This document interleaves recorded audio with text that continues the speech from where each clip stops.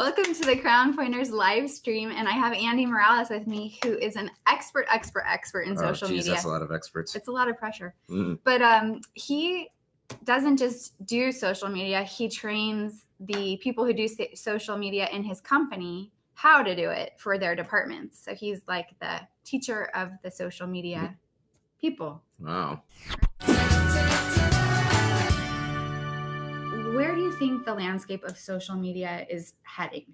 Where it's heading. So social media is always on a high trajectory. It's been changing ever since it started. And I'm sure people that might be watching may remember old social media, such as Friendster, even back in the day, and then eventually MySpace. And they all kind of copy from each other, grow from each other, and continue to climb. I think social is, take Facebook, for instance. I think these companies are no longer competing with social media companies, but now Facebook's competing with Amazon and with Google. And so their business is on knowing people, knowing their data, knowing, what people like to do and like to see and like to watch online, and therefore deliver content consumption for those users that may find them in the right spot. So social is changing, and I kind of equate social to how Google back in the day worked. Social, when it first started, you'd make a page, you try to get followers, and then you'd be able to communicate with those followers on the daily, on the regular. They would see everything you put out there. They would respond. You'd get your great business, sort of user-generated content from them. You'd get great feedback on how your company was performing, whether it be good or bad. And then you could make changes based on that. So it was a real one-to-one connection that you had. But as social has changed, just like back in the day, search, it was build a good website, put the keywords and the metadata that you want on the website, and the search engines would pick you up and put you at the top of the list. And now search is more of a paid medium where you have to pay to get your bid on certain keywords, pay to get your ads shown to the people. And now in social, you kind of have to pay to get your content shown to the people. So it's a changing landscape. And sadly, the warm fuzzies of social 5 years ago was great, and it was a great way to soft sell to people. But now, in order to deliver your content, it's really a pay. It's kind of back to old world marketing where you're kind of shouting at people and trying to scream, look at me. And so it's a fine line, and those that do it successfully try to find the in between where the user sees valuable content coming their way, and then the business sees whatever their objective is, whether it was selling products or whether it be selling content to be consumed. You have to go towards the objective. So it's a changing landscape, and those that will succeed in this landscape in business or in whatever it is you want to get out of social media is those that can adapt with it and not hang on to old methods. So social landscape is changing. Where it's going next, I think these channels are just going to know you more and know what you want to do more and make life easier for you. Technology as people seen in the last couple of months when all this data has come out, people are now worried about what they do. But technology has only made life easier. What would we be doing if we couldn't use maps on our phone and they know, our phone know where we are? I know. I hear, our privacy. We should use browsers that don't. VPNs and. Yeah, but the thing is, I would rather, if I'm going to get served an ad, have it be something that I'm interested in and that I've been sniffing around. And so give me content I care about. Exactly. I'd rather have it be personalized to me. And if I'm thinking of where I want to go eat dinner tonight, I'd love to see an ad right now of knowing where, say this brand new restaurant popped up in your area. It's trendy. It's, got great food and has great reviews. Yeah. I want to be served the content that is interesting to me. And, that's what these channels do really well, is knowing their audience. And some people find that scary, but I think it makes life easier. Sure does. And what is, you mentioned that now social is competing with the Amazons. What did you mean by that? How are they? On what products? Or not necessarily on products, but in data. All these companies, they're able to sell ads to people like myself on social, or sell ads to people like me in search engines, or for me to sell product on Amazon marketplaces, because they know their audience that's on those channels. 1 point something billion people are on Facebook daily. That's a crazy number. And if Facebook knows who these people are and knows the data about them, so they know what sort of ad would be best to serve to them. And then therefore a company like myself or a content consumption content creator like yourself can say, I want this type of person, this sort of characteristics, and really lay out an extreme targeting case so you can get your content in front of them. So all these companies, data is driving their business models. They may be selling product, but how they're also making money is getting the right product in front of the right person. We were just talking about how good you are at maintaining your friendships over long periods of time. You have more college friends still at your age than anyone else I know. At my age, I'm 22. Right. You've kept them for a whole year. But what I mean is that you have these really solid, long-lasting relationships. And I just wonder what's happening as each new platform comes. Do people drop off one platform and adopt the new one? Or are we, to stay connected, gonna now have a sixth, like with I just got on Instagram. I'm a little late to the party. What's Instagram? But now I'm just kidding, Igers. I know what Instagram is. But now I have to check Instagram and Facebook and Twitter, and I'm not going to even try Snapchat yet. But there's so many receptacles or places. Is it like people are just going to pick one where they hang out, or are we just going to keep adding more? Well, that's a great question. I think we're going to keep adding more because that's the nature of entrepreneurs, is they want to create the next best mousetrap, the next wheel, and everything is very similar to the previous mousetrap or the previous wheel, but does it slightly better. And I often tell people who say, oh, I'm not really into social media, or I don't like this channel or that channel, be yourself. You don't have to be on anything. I know many people that are off the grid, so to speak, and that they don't participate in any social channel. And I know some people that are more voyeuristic and that they'll go onto Twitter to see what people are talking about, but they don't necessarily have a Twitter account or care to interact with people. And some people, that's how they get their news. So they lurk around and you don't know they're there. I have a couple friends. Lurk I don't know if that's the right word. That's a negative sort of word. That's true. But Kristen, she Kristen. Hi, Kristen. One of my good friends, she will she knows what's going on Facebook. She's monitoring it, but she doesn't speak, so I don't realize she's there. But so that's definitely she mutes herself on Facebook. So maybe she just has a migraine. not cool, Ann. But so I guess my question is, how are we going to maintain real relationships, or is this the new real relationship? I think social media does get a bad rap because it allows us to connect in special ways. I also think there's the whole everybody else's life looks perfect on social media because you only post the good stuff. But sorry to interrupt, but I think everybody also tends to make their life look perfect when it's face to face too, and probably more so. I think. Good point. Social, I do think older people that aren't into social will complain. People that are always in their phones. You look at millennials, are always have their head down, and they may complain that there's not much face to face interaction, which has some substance to it. But I'm on the opposite side of the opinion in that I think these social networks encourage people to share their feelings more, encourage to share themselves more. Yeah. It's an outlet for people to connect, whether it be still in a superficial way. There's still an opening there for there to be more connection. I've had more conversations and reestablished friendships with more people from these networks than I would have if I was never seeing them face to face anymore. So I think the negative rap it may get, I think on the opposite side, that there's a opening there that occurs and a more connection that occurs and the possibility for more connections. I communicate with many people now that I wouldn't have probably ever seen face to face again. But now next time I'm traveling somewhere, I might be, I'm in your town. Let's grab coffee. Let's grab a beer. And reestablish the face to face. So I think there's an opportunity there that people may not realize when everyone's in their phones. At the same time, people need to put their phones down every so often and engage face to face. I'm just saying it's not as bad as people may put it, because I think that connection's happening, whether it's virtual or in face. And I think to get back to your original question, whether there's a certain network that happens, that's always going to change. I may have certain types of friends or contacts on one network over the other.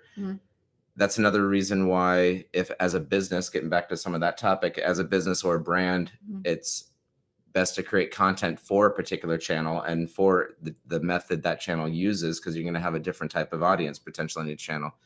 Twitter, I do a lot of networking with people that I wouldn't communicate with on Facebook because I don't know them, or Instagram, I can do a lot of networking as well. So each channel has its different variables. You use them tools, like a tool belt. I use them as a tool belt, but I also use them from the enjoyment of what each network brings to my table. Mm-hmm. Your table might be different of what, Snapchat means to you versus what it means to me, or Instagram now that you're there. Are you Snapchatting? I use them all. I like to dabble in them all. Cool. I've touched them all. I've played with them all. They each have a benefit and a value, and it's also my kind of role to know what they're able to do, Mm-hmm. and it's also to see not just in a personal world, but how I can apply that to my business world as well.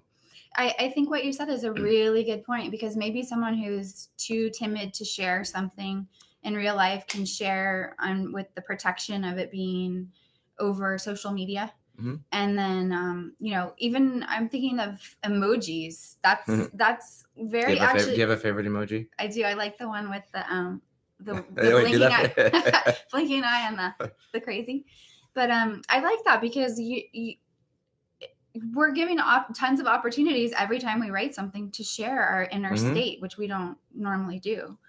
So, and for me, I'm naturally more of an introvert, so I communicate easier and more vulnerable when I'm doing it in writing and then in the open like that. So has given me in the past an outlet to express an emotion that might be stuck in my head or stuck in my heart somewhere. I just wonder what happens if it then goes out into cyberspace and no one sees it. By the way, am I supposed to look at you here or look at you here? Oh, either, but you know what? The guideline I've been told is kind of have it be like a 3-way conversation. Oh, hi. So what do you think out there? Yeah. What do you think? I'm waiting. No, nothing. Oh my gosh, there's 100 people watching this already, and it's no. There's 2 of us. 1,000 people. 1,500, I think. I hope it records because I'm really interested in what you're saying. No. So it'd be really fun. Well, you pressed record on that one, right? I did. Except in case my eyes keep looking up there, we're double taping. Yeah. This is a great experiment. Thank you for experimenting with me. Yeah. This is what it's about. Hope you don't mind my banter. I love it. Absolutely love it. Okay, so getting back to our questions, how does the intersection of work and professional work? Now, I want to explain what I mean by this. Yes, please. I have a YouTube channel, but I have case in point. Hi, channel. Hi, Crown Pointers. Hi, adventurers. I got to find a good catchphrase. So, Crown Pointers has boom goes the dynamite, like that. Yeah, exactly. Crown Pointers has its own Twitter, Facebook, blah blah. Okay, but then I myself, who am highly interlaced with Crown Pointers, and I have my own. Now I'm managing 2. In the case of big businesses, I don't know how many hundreds of accounts you guys have for your brands and various entities, but we are more and more also our businesses. Oh, this is my bad side. Oh, you want to trade? This is my bad side too. Oh this no. is the typical host side. I wish we could pause this live stream for a second. Yeah. Too bad we can't. I know. So I didn't do my makeup. You want some powder? No. Okay, so my question is, given that we are more and more our own brands, our own selves, especially soul entrepreneurs, what would you call that? A person who is their business. Oh, interesting. I haven't heard that before. Maybe that's your new catchphrase.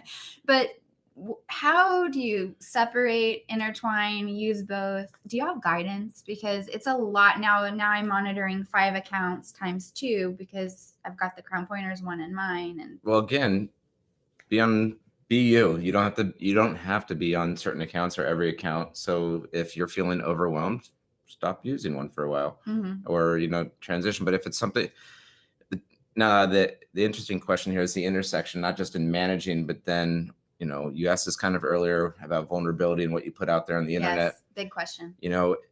It's you do have to protect yourself because you don't want something that you do on one channel or on one social media get you fired, get you in trouble. Don't take a sick day and then post pictures on Facebook where your colleagues are of you out drinking. Wait, I'm on PTO right now. They're going to watch this video.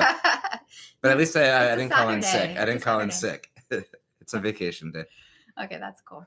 But no, that's kind of my question is how do you be you and yet only share the parts of yourselves that you feel are appropriate in that realm? Or is everything just it's so their bleed over is so much now that the bleed over is so much, but it does come down to layers of personal integrity, ethics, morality. I don't know if morality is the right word, but yeah. morals, and be yourself, be out there, be exciting, but you may not want to be just like you can have free speech in this country, but then you could also be, get in trouble for the speech you make. You're responsible for it. You're very responsible for it. What you put out there is a reflection of you, whether you're good, you're bad, you're ugly, you're exciting. Yeah. And that is both a scary component because you do want to protect yourself, but it's also, like I said earlier, it's a layer of vulnerability that you can express yourself that way. Personal example, I one time wrote a blog post. I'm just getting my feelings out, my own content just for myself. And in this post, I was actually just concerned about if I was expressing my true emotions. I was going through some depression, and if it would eventually, be seen by someone looking to, if I was applying for a new position, and if it would affect my application, my prospects, if it would affect them hiring me. And it was, I use writing as an outlet, but at the same time, what do I want someone to see about me? So I wrestle with that thought in some cases, but in life, it's just use your best judgment. So did you post it? I posted it because for me, it was released. It was something I needed, and if I'm starting to write something, I'm generally not pulling it back because I'm true to who I am and what I'm writing. But it is all, be careful, be cognizant, be mindful of who potentially could see it, whatever you're doing. I mean, I post pictures of beer a lot, like you brought up beer, but be mindful of what you're posting. If I had, I wouldn't be like, I want to be like Tristan Thompson, what he was posting out there and getting in trouble. So you always got to be cognizant of who might see something and what they might do or react to it. When you posted the experience that you had with feeling depressed and sharing that, did you feel like you received support from that, or was that effort just for you? That was just for me. It's kind of like my own personal journal. I probably didn't want anybody to read it, but it's just where I journalize in some sense. How do you think that if you did want to share that, let's say it could be helpful for someone to know other people go through depression too, and so you want it to have reach, but there's all this competing noise. I call it noise, but it's good stuff. But there's a lot competing there. I don't know how many million YouTubers there are, for example, and this is one more channel. And I have a message I like to share. I'm excited to share, but there's so much competition. And I don't like to look at it as competition, us versus them, but how do you us versus them? Yeah, no, us versus them. All right. But how do we get heard, or how would you stand out? Well, it comes down to what your objective is. If your objective is to be heard, for instance, I'm guessing that Crown Pointers, your objective is to get these messages out to people, for have your content consumed and potentially help someone. So your objective is, how can I create good content, and how can I get that content in front of people that need it? And so in that case, there's different methods to try to do that. In the case of my thing, I didn't want it out there to reach for, but that's the struggle in digital advertising, is getting your content in front of the right person. And so that's where in paid social plays, because that's where you can target. It's where all paid sort of digital media plays, is that the objective is to get your content in front of the right person so that your objective can be completed. In some cases of business, it's having product being bought. In cases of Crown Pointers, it's having your content consumed. In the case of my personal life, maybe I don't want someone to see it, or maybe I do, or it's delivering the right content to the right people and solving the objective you're trying to reach. Now, with all of the competition that's starting to emerge, you said at first it was just put up a page and they'll come, and now you have to pretty much pay like traditional advertising. How do smaller businesses compete, or can they? I think I was thinking about this earlier today. I work for a giant company, and our goal, it's a business, so our goal eventually is to sell product. And, so in that case, I'm often promoting 90 to 99% of our social content to be paid content. Okay. 'Cause our- 90%. at least. Wow. Because I think in that sense, organic is mostly dead. Mhm. But in the case of a small business or a local business, like a restaurant, a bar, a retail shop that's local, privately owned, I think organic has a much stronger play. You still may need to pay for some delivery, but it's more of a brand building in that Mhm. case because you aren't known as much.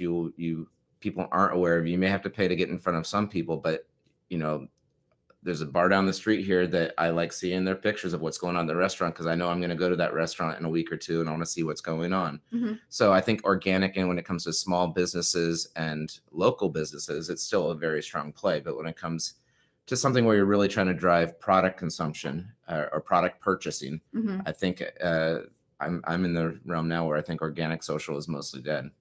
And let's talk about influencers. But first, I want to say hi, Tom Liguori. Thank you for watching the live stream, and thanks for stopping in. And he commented very personal sharing. Thank you for sharing. I think that the personal aspect of any story is the most interesting. And thanks for being vulnerable with us. So, of course.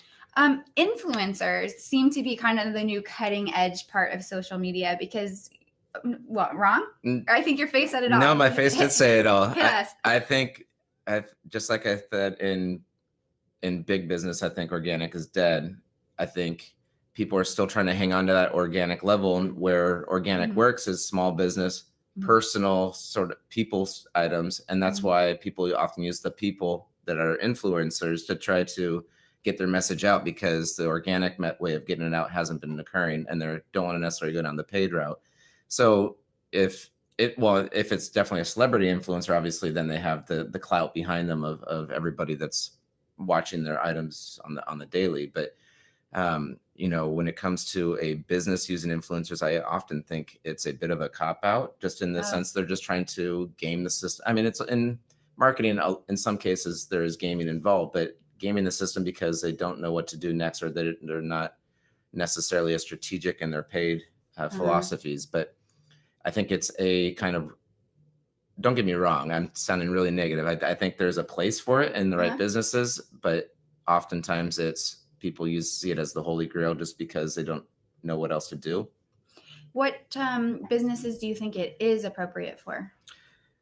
I mean, I think it's really, if you have a thought leader, if you have a celebrity, really high end people that are tops of their fields. And that's different than, say, a boutique shop that just knows somebody that's down the street that comes and shops at their place a lot.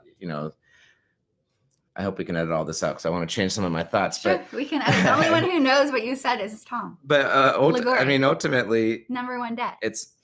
People use influencers because it helps build the trust between the company and the users that they're hoping to get in there. And it's a complicated method. And so that's why I don't see it as a full-blown solution, because you're in essence giving your skills as a marketer to somebody that may not necessarily be a marketer, or may have more control over the people they're trying to reach than you do. And ultimately they leave, your customers may leave. Yeah. And so it's a tricky concept. Well, one thing I think is that I am very suspicious when I'm watching on YouTube that they're doing a great product. No, they're doing a great process demo. Like, I watched how to blow dry your hair, and I was mesmerized by because it was a well done. I need that tip. Yeah. It'll it'll save you some time. Yeah, please. But it was a really great video, and then she started to say, "This is the spray you need to use," and immediately the antenna went up, and I thought, well, is she just saying that because she's endorsed by that company? And I wouldn't mind if she just came out and said it. So that's what I think is. So two thoughts on that. Sorry, I'm interrupting again. Please. So going back, I do think there is a place for influencers if used appropriately. I work in a B2B company, and so we're trying to eventually sell to the end user. But if we have someone that's used our product before, that's in that industry, sometimes the struggles they've gone through may relate with someone else going through the same struggles. So there is an extra layer of trust that's built there. So there's a good part. But then the other side of influencer marketing that in the last year has gotten crazy is the the FTC regulations that have come out. Oh, They're cracking down a lot on sort of what you were just talking about. Your antenna went off. You're like, are they just selling me this product because they're related? But now with the FTC cracking down, it has to be very explicit that they're being paid by your company. It has to be very clear in every single tweet, even 140 characters or 280 now. wow. It has to mention that they're being paid by your company to promote this product. Is there a shorthand for that, or how do they? Yeah, I mean, you would work with your legal department to determine what actually would get you through these FTC regulations. Okay. For instance, my company, we have something that signifies, like in a hashtag, that someone's an employee of the company, that when they're trying to promote certain things. So there's a lot of guidelines when it comes to influencer marketing. So not only do you have to be cautious on who you use or what your strategies are, but then you have to be cautious on the legality of it. Yeah. And again, about the authenticity, I really wouldn't mind this person who's provided me great content of how to blow dry my hair to suggest a product that she's getting I don't know what you call it, affiliate fee for. I would like to know that, so as long as it's upfront, and I know I can trust her judgment because she's been upfront about it. So I think that kind of the rules of being a good human apply to being a good social media. And hopefully there's enough good humans out there. Yeah, absolutely. So we kind of touched on the role that social media plays with our contentment and our happiness in terms of, are we more lonely because of social media, or is it actually connecting us more? But I want to just circle back and ask, what are ways you think it can bridge human connection, and what are some ways to be careful with it? Or are there some guidelines and some boundaries we want to be aware of? Not quite sure where you want to go with that question. I think there's boundaries, and you got to protect you got to be, I think, like we were saying, good humans. Yeah, be good. Be a good steward of people in life and treat people well with respect. And so, for some it's creating connections. Others, like we mentioned, they're just there to see, have visible connection by seeing what's going on in other people's lives, but not necessarily interact. And those walls you mentioned being torn down in the social media realm, which is good in some cases because people can share their feelings, also seem to make people feel free to be pretty cruel. And the lack of censorship works that way too. No, as many good people there's also people that are cruel, and having anonymity sometimes aids people to be ruthless and have their terrible side come out too. So it's, bullying is never right or good, and there's internet trolls everywhere. And how would you if you had kids, how would you guide them in using social media? Would you allow them to have a phone at a young age, or what would be some ways to kind of protect them and ease them into it? Well, fortunately, I don't have kids at the moment, so I don't have to worry about that, because that would be a worry, because there's cruel people and creeps and a lot of pitfalls out there. And who knows where technology will be in 10 years when potentially my kid's ready for something like that. And the only thing I can bank on is trying to develop them the right way and teach them the right things so that they can be one of those good people and not one of those bad people, and put a layer of trust in them and trust in the technology. But I would, so until I have that experience of kids in this technology world, my attitude's more laissez-faire. I'd want to be cautious, but also open. I'm I've never been a parent, so but when I've known people that say, "Oh, I don't want my kid to watch too much TV or play with this iPad or play on the computer all the time," because they want them to go out and play tag, or I think there's goodness to going out and playing, but I think those kids that are spending time in technology may become the next coders, may become the next, whatever it is, because their brains are forming right now. And if they're forming with all of the goodness that technology brings, then who knows where, how much smarter they'll be down the road because they've had that experience. So I come with a more laissez-faire attitude at this point. Who knows how quickly that'll change when I have a little one in the world. Protective. But I think the more sort of interactions, the more sort of intakes, the more sort of outtakes we have, that the more we grow. Right.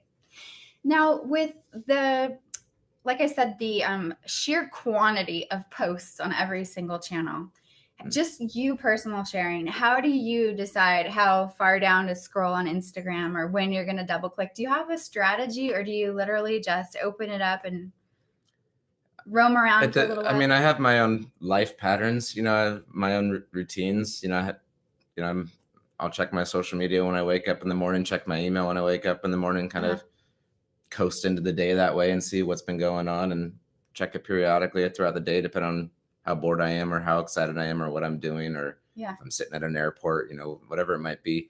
I tend to like to consume it all, my personality. And so there's no way to do that, right? Not really. When all these companies started going to algorithms to try to determine when or how often to show something, back in the day when it was all very linear, and I'd scroll down to the last thing I'd seen the last time, so I would consume it all. But now, I may not spend as much time on it because it's all algorithmic, and I might start seeing the same thing over and over, and not the content I want to get to. But I tend to go until I've seen it all. And because what the problem I have is, let's say I open Facebook for 2 minutes, I want to do something, and then I see someone's post that they had a death in the family, or that they just reached a major accomplishment in their life. I feel, well, now I can't ignore that. I need to respond to that. And I wind up with this long list of post after post that I feel compelled to respond because of the significance of what people are sharing. And then it becomes like a rabbit hole where I can't get out of Facebook. And it actually feels like a chore rather than a place or an environment where we're just sharing. So I'm trying to personally figure out, well, what is my strategy for dealing with that going to be? I have a couple guidelines. One of them is, what are they? Yeah, one of them is that I will, for everything I share, because I do feel a little like, hey, look at me when I share something. I will try to at least give 5 comments to someone else, so I feel like I'm investing in them and in their lives and encouraging them. So I have at least a 1 to 5. It's probably ends up being more like 1 to 10 because I don't have that many things to share. But I feel like I'm looking for a system to equip me for handling this modern world. Well, as I keep going back to each their own when it comes to these social channels, you may need to set up a guideline or a boundary for yourself, or may need to schedule it in and say, okay, this half hour, and that's all I've got. And then I'm moving on to back to whatever it might have been that you need to get back to. Right. Or you might say, this one day of the week, all I'm going to do is be on this certain channel. So to each with their own, whatever they can handle.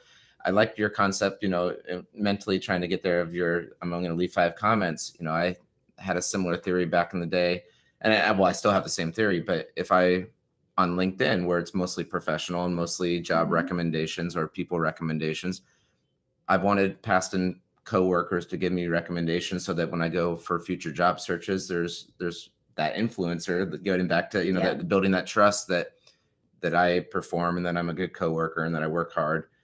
And, some people and myself in the past would say, hey, Lisa, will you please write a referral for me? Yeah.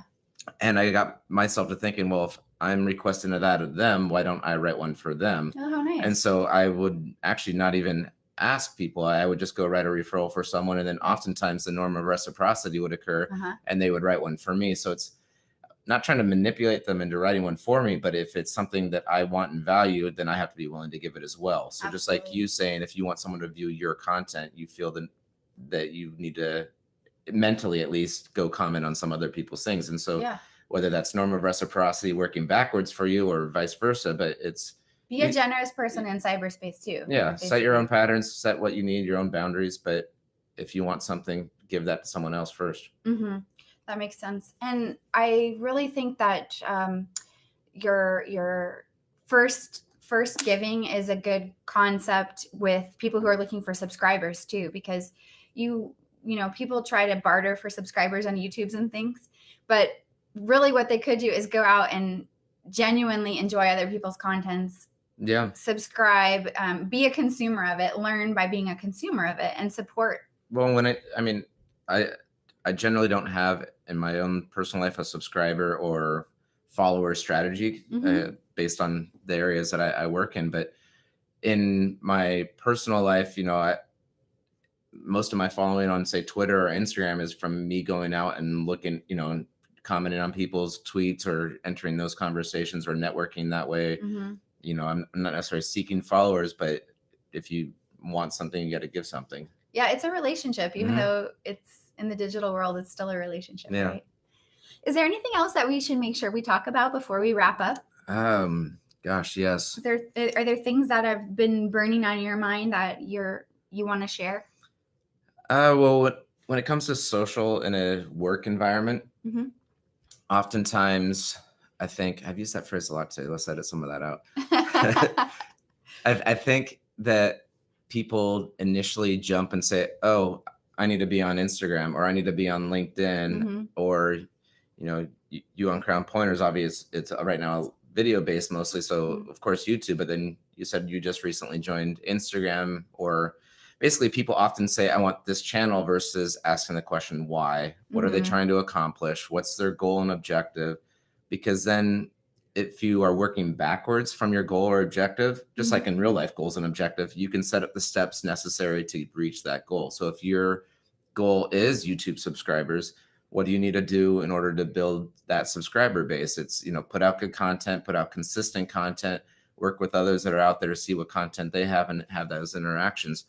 I struggle in the business world of social, and that people often say, well, I want to do LinkedIn because that's where our customers are. And I'm like, well, why do you know this? Have you been tracking this data? Why is that Mhm. your goal? No, really, your goal is you have a certain product. You want to be able to get more purchases of that product. What's going to be the best channel, the best method to get that? Because everyone's doing it doesn't mean it's the right for your business. Doesn't mean it's right for that individual objective. So Right. if you have a campaign of something that's more lead generation focused, there might be other methods or channels to do that on. Mhm. So my personal pet peeve in businesses or in life, when someone says, "Oh, I have to be on this network," or "I should be on this network," or "I Yeah. want to do this, Uh-huh. I want to do Instagram for this," and my question is always, why? What's your objective? What's your goal? Mhm. And now we can work backwards and say, what's the steps it's going to take to reach that goal? It may be not social at all, maybe something completely different, or it could be social but only on a channel like Musically or Weibo, or Right. WeChat, or maybe it's Snapchat. But you don't really know if you're just jumping in that and haven't looked at the data. But Mhm. start with the objective is before you determine the technology. That's good, solid advice, like you say, in life in general. Yeah. And I think that one of the things that I would want to make sure that I leave off with in summary, I think, is that as with anything, I think intentionality is helpful. So Mhm. I have a friend, and this is going to seem like a bit of a tangent, so bear with me, but she's online dating right now. Mm. But she went in. Those are another form of social media. Yeah. That each have their own uniqueness. And Uh-huh. as someone that's utilized all the online dating apps, they have their own unique things too, depending on the objective you're getting to. And their own culture, right, Mhm. on each one, and what is acceptable behavior and what isn't, Yeah. and how you communicate. So when she started to online date, she decided that she was going to treat every single human being with respect. That was her goal. Just on online dating, not in life? Well, no, because she does in real life, but because of the sheer quantity of matches or whatever, and the app that she's using, a lot of times people will just ignore or swipe left or whatever the case might be. And she said, would I ever do that in real life to a human being? I would never just go, no, no, no. So she said, if anyone contacts her, she will take the time to respond. And she writes she has a form letter, but it's a nice letter. And it says, I know it takes courage to try to make a connection with someone. So thank you. I'm honored. I don't think it's my reaction is that it might not work, isn't a good match, but I appreciate your courage. And I thought that was so sweet. And I like the fact that she set an intention about her behavior in that cyber world. And I think the same goes, whatever you decide, like you said, it's a very personal decision, what your guidelines are going to be in social media. But regardless, you can be intentional about how you want to show up in the world. Yeah, of course. Yeah. So any other thoughts that we want to? No, similar. You get back what you put out there sometimes too. So be true, be a good person. Yeah. Okay, great. And then if there are any questions that surface as people watch this video in the recorded format later, we'd love to hear from you in the comments, and we'll get Andy to rejoin and answer those questions. or if not, in the comments. And then you could subscribe to Crown Pointers by hitting the subscribe button plus the bell, and you'll be notified when we upload a new video every week. So Crown Pointers is your source for tips, tricks, and pointers for the adventure of everyday life. Thanks, guys. That's your tagline that That's you my were looking for. but I want to change it. Oh. Yeah. The tagline's going to change. If anyone has ideas, let me know. It's got to be about having a happy life and about living with kindness. That's fair. Connected. Wow. How to have real connections. That's going to be the crux. Okay. So put on your thinking cap. And I'll let me think know. about it. Okay. All right. Thanks, everybody. Bye. Bye.